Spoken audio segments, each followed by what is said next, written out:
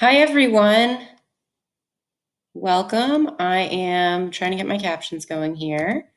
Let's see. Perfect. So I am going to go over the notes from the very last page of our packet, which are on page 10. This is about Alexander the Great.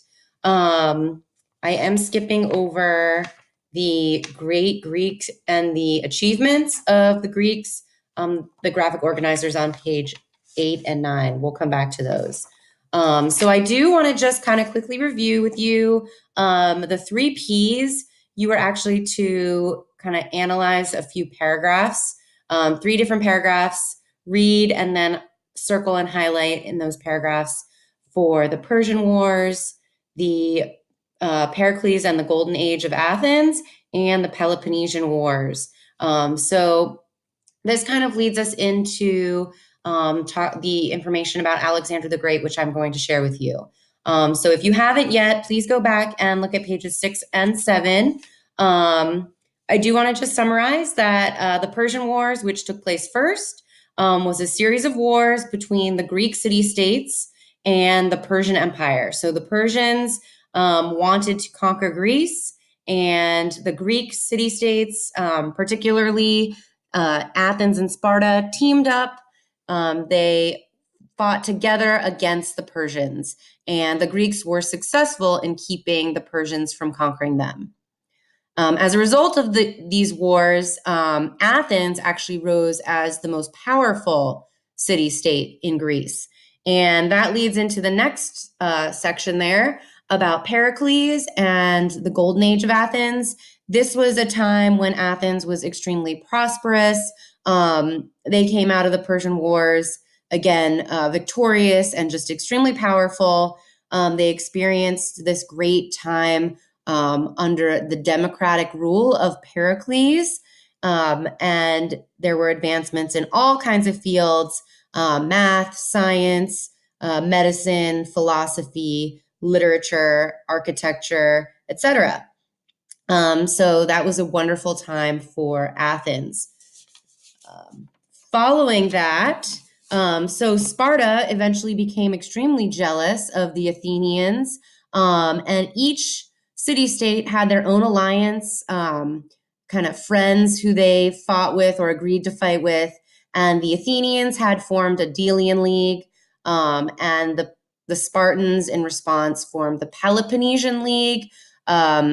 These two alliances ended up fighting each other. So Athens and Sparta fought against each other, and this is called the Peloponnesian War. So that war resulted in a Spartan victory, although most importantly is that these city-states fought for so long, they became extremely weak and they were vulnerable to attack, which would happen when Alexander the Great's father, Philip II, he was the king of Macedonia, would come down and conquer Greece. So that is where we are here.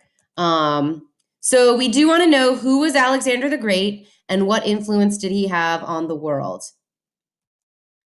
So as I just mentioned, he was from Macedonia, which was the kingdom north of Greece.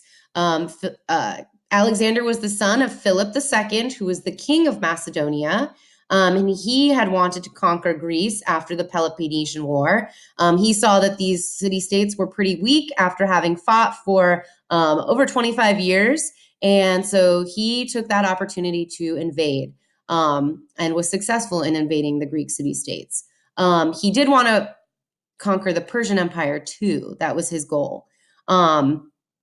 However, things took a turn. Alexander would become king of Macedonia and Greece at the age of 20 when his father was murdered. So Philip II was murdered.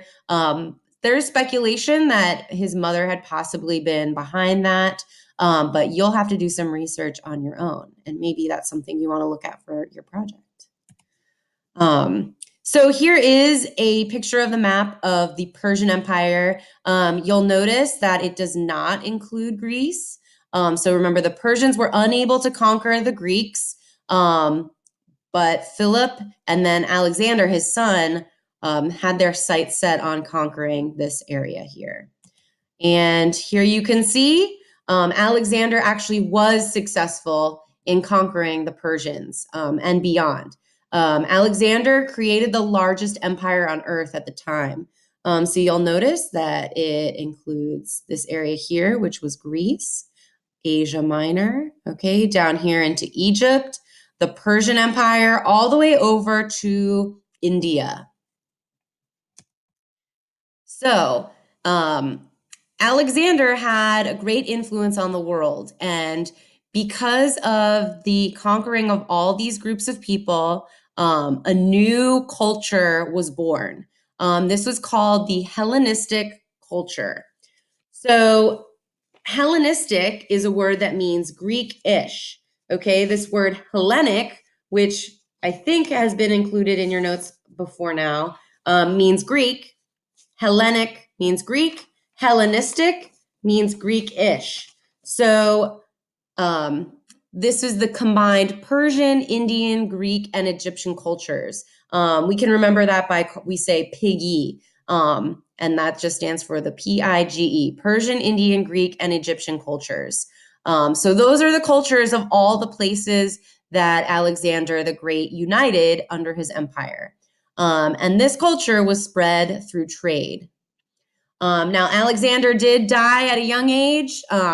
He died at age 32, and his empire was immediately divided up between his generals. So he did not rule for long, but as you could see on that last slide, he did rule over the largest empire at the time. Okay, so good luck, and I'm going to continue on with some information about our great Greeks and contributions from the ancient Greece.